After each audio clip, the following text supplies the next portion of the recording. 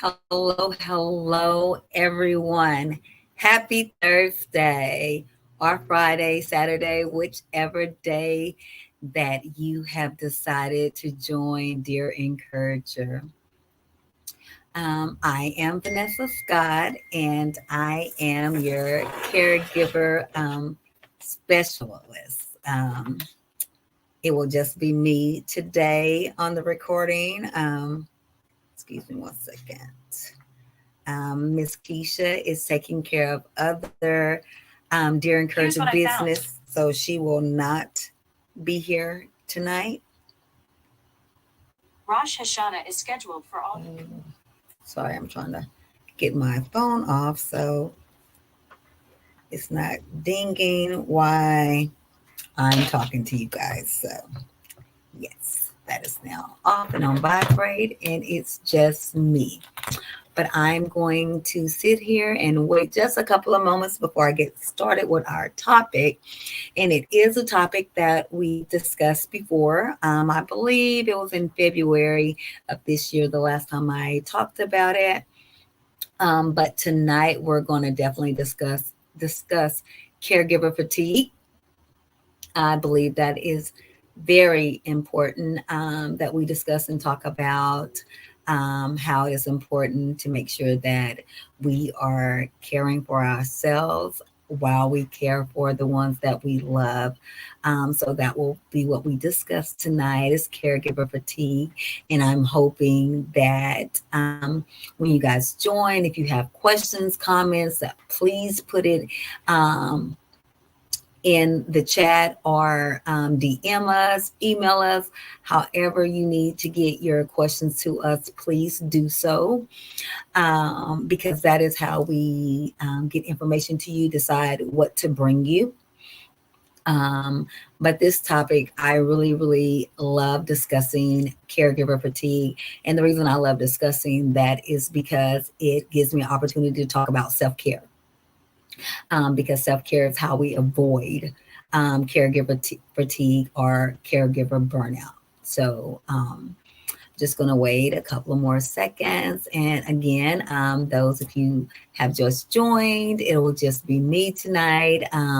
Keisha is taking care of more Dear Encourager business so we can have more information and more opportunities to share with you guys as we grow and learn and become better because we definitely want to be the best organization that we can be to help you guys be better and give you more information and resources.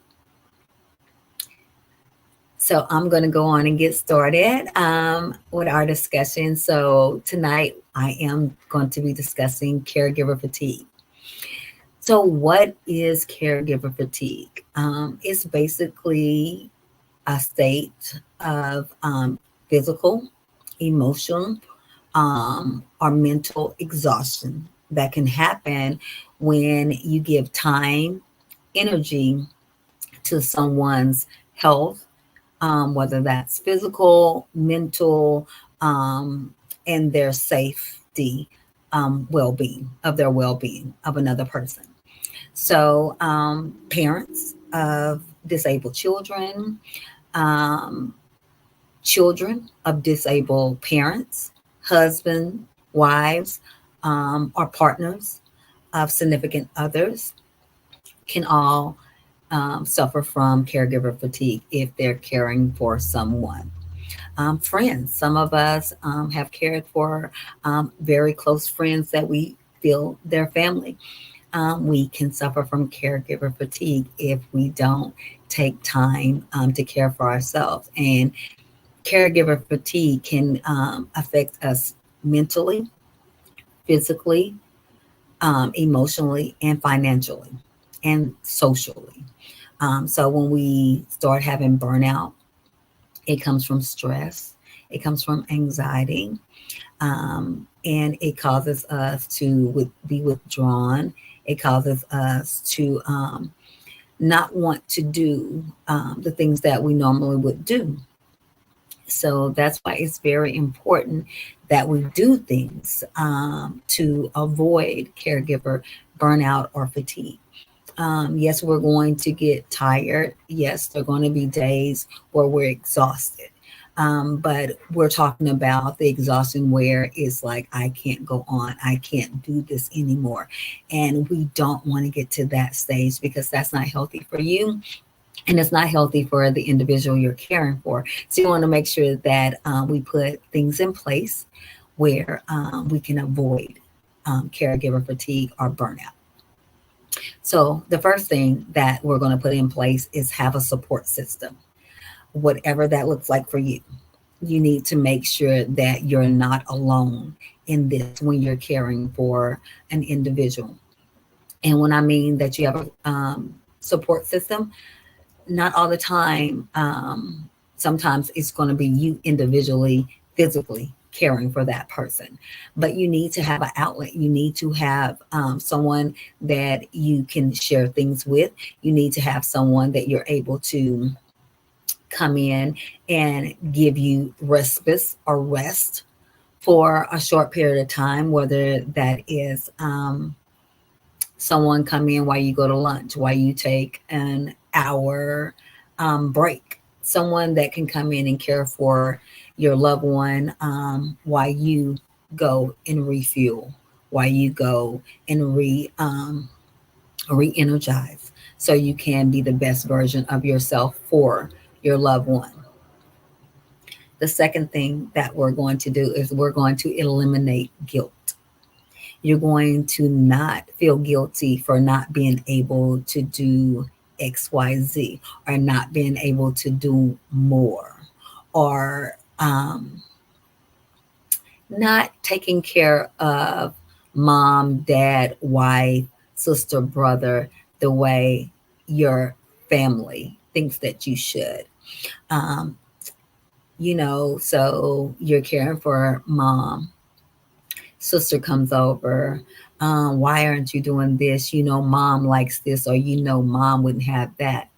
Well, you're doing what you need to do to help mom in the best way that you can. And a support system, a good support system, wouldn't come over and discourage you in that way. They would come over and say, hey, sis, I see that you're doing this for mom. Hey, let me help. Let me help you with mom. Let me do this. Let me do that.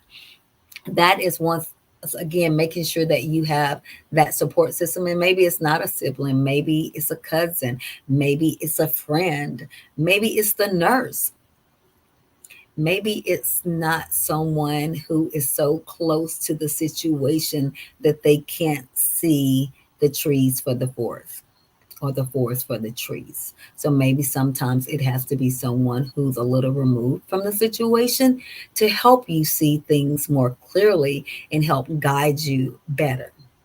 So we're not going to live in guilt. We're not going to function from a place of guilt. And we're going to make sure that we're open and honest with ourselves, the person we're caring for, and our support system. The next thing we're going to do is set limits. Setting limits sometimes is hard for us caregivers. And I'm saying us because I don't care for someone with a chronic illness right now, but I am definitely still a caregiver. Most of us, that's how we were created. That's our makeup. We're a caregiver by nature. So we sometimes give and give and give and give for whatever reason. Sometimes we feel like we're the only one who can do it. Or we are the martyrs where I can sacrifice myself, I can sacrifice my sleep, I can sacrifice my time, whatever we're willing to sacrifice to care for this person or that person. I know for me, I sacrificed a lot because my brother had a family. He had a wife, he had his children. At the time, I did not have children. I was married, am married.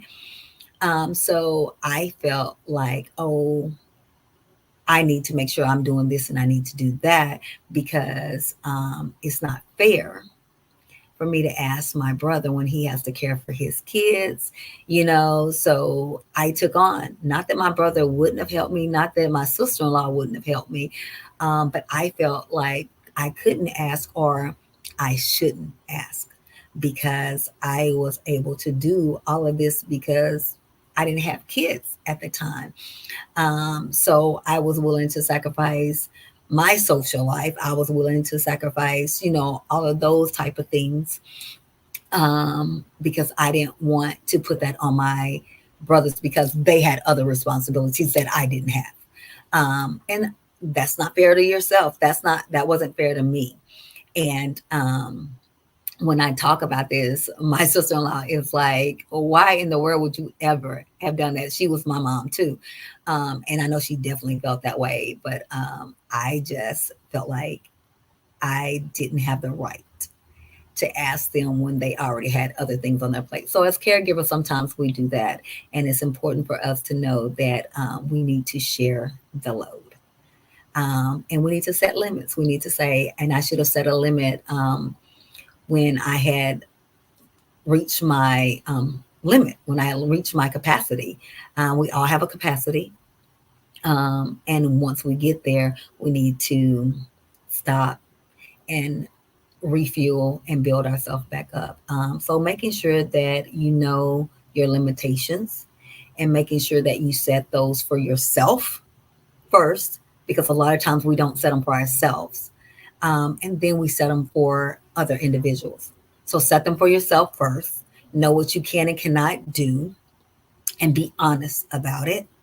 And then set those limits with others and let them know what you can and cannot do. If you're caring for mom, and you get a day off, and sister needs you to take her here, take her there, no, that's your rest day. You're not.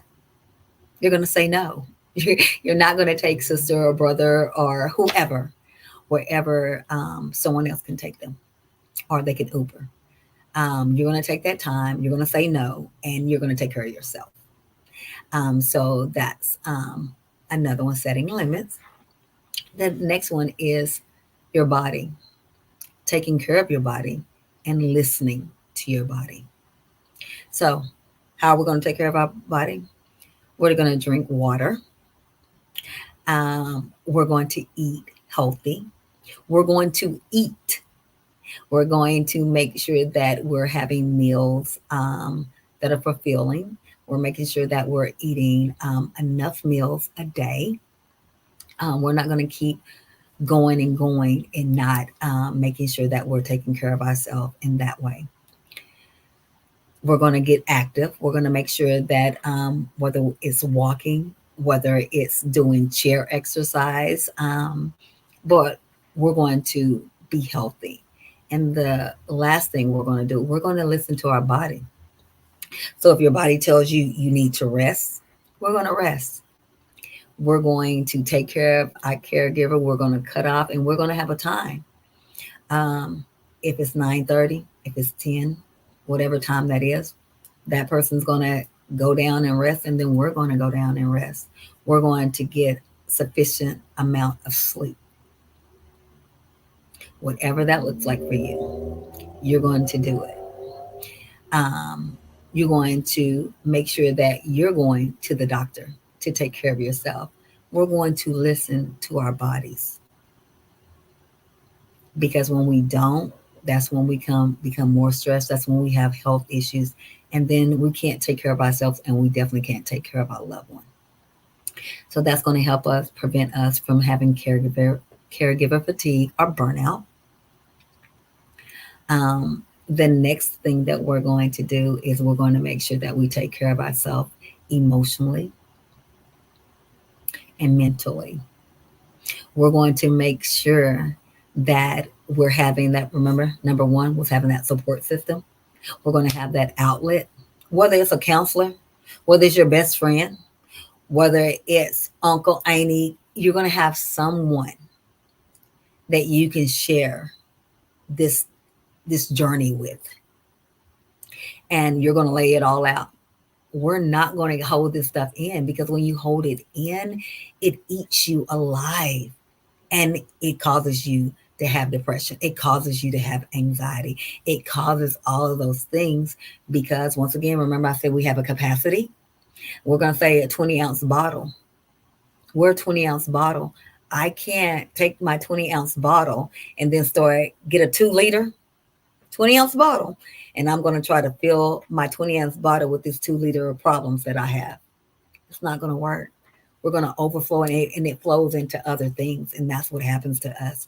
We try to take on 2 liters in our 20-ounce capacity, and it overflows into other things, whether that's your job, whether that's to your marriage, whether it's to your relationship with your children, whether it's with friendships. It leaks over into those other things because we have no more capacity to hold it. So it's going to go into other things. And that's when we have arguments. That's when we're stressed. That's when we're yelling. That's when we're just not ourselves because we're over capacity. So we're going to make sure that we take care of ourselves mentally, emotionally, socially, and I already talked about physically. We're listening to our bodies. So that's another way that we can eliminate or decrease caregiver fatigue. And then another thing we're going to do, we're going to educate ourselves. We're going to educate ourselves on our loved one's health condition. We're going to educate ourselves on being a caregiver. So, me, this is my mom. I love my mom. Hey, I'm taking care of her. What does that look like? What does that mean? Um, it means I'm gonna take care of her. Okay, what does that look like? Um, I'm gonna make sure she has everything she needs. Okay, so let's see what all that means. That you're gonna take her to her doctor's appointments. That means you're gonna make sure she eats when she needs to. My mom was diabetic, so we're gonna make sure that she takes all the medication she needs. We're gonna make sure that her medication doesn't interfere with her other medication because she had COPD. Um, she couldn't have NSAIDs because she started having kidney failure from all of the diabetes medicine. So I took on something that I wasn't aware of because of all of the health conditions and because she had to medically retire, which means that interrupted my life and my financials. So it's going to interrupt your social life. It's going to weigh heavily on your finances. It's going to weigh heavily on your mental and emotional state. Um, it's going to mess with your time management. It's it's all these things. It's going to mess with because I had a work schedule, career. It's going to interfere with all of that. Did I look at all of that? Did I think about all of that? No. I said, I'm going to take care of my mom. Hmm. I did it. I did. But did I suffer from caregiver fatigue? I did. And because I didn't educate myself on all the things my mom needed, all the things she would need, and all the things that I would have to learn and do and grow from, um, it was difficult for me at times. And I felt myself feeling relief and feeling guilt at the same time when my mom going to the hospital because I finally would get a break. And then I wouldn't have to worry about someone caring for her because she was being cared for by the nurses and the doctors and the people at the hospital. But then I felt guilty for feeling relief, for having a moment to myself, for not having to care for her during this moment in time. Um, so if I had educated myself on what it meant to be a caregiver, what all that entailed, I would have had a plan how I was going to do that. I would have executed my plan. I would have known that I needed my brothers and my sister-in-law and everyone else to help me. Whether if it was, hey, taking them coming to the house for the weekend or taking mom for the weekend, and knowing that it was okay, knowing it was okay to share the load and I wasn't being selfish, that I wasn't out of place to request assistance. So, just being able to be okay with that and understand that that's all part of caregiving. That's all part of being healthy and being the best caregiver that I could to my mom. Um, so if I had taken those little steps, if I had made sure that I had educated myself, that I had a support system, that I had set limits, that I had listened to my body, that I had made sure that I was emotionally, mentally, and physically well at all times, and that I practiced rest and respite, I probably wouldn't have went through some of the challenges that I did, because I tried to take on this whole journey by myself. Um, and I would have found more relief and more joy in doing what I did so effortlessly for my mom during those times. So that's my spiel for you guys on how to avoid caregiver fatigue. And that's definitely making sure that you have a support system and that you listen to your body, mind, um, and soul, and make sure that you're feeding all of those. Make sure you're feeding yourself emotionally, mentally. Make sure that you're caring for yourself and loving on yourself as much as you do the person that you're caring for. So, this is how we decrease and avoid caregiver fatigue. I hope that you enjoyed today's segment. I hope that it was information that you can use. I hope that you're able to share this. And please, please, please let me know how I can help, how we can assist. Please let me know what topics you guys would like to be informed about, what resources that you guys are needing, how we can assist and how you need. And please share this information with any loved ones who are caregivers right now. Anyone who's living with a chronic health condition, just please share this information. We are here to support you, and we hope that you enjoy these nuggets that we try to give you. I am signing off for tonight. I enjoy my time with you each Thursday, each time I'm here to share. And I hope that you guys get something from these episodes, these sessions that we give you guys. If nothing else, I'll see you next time. Bye.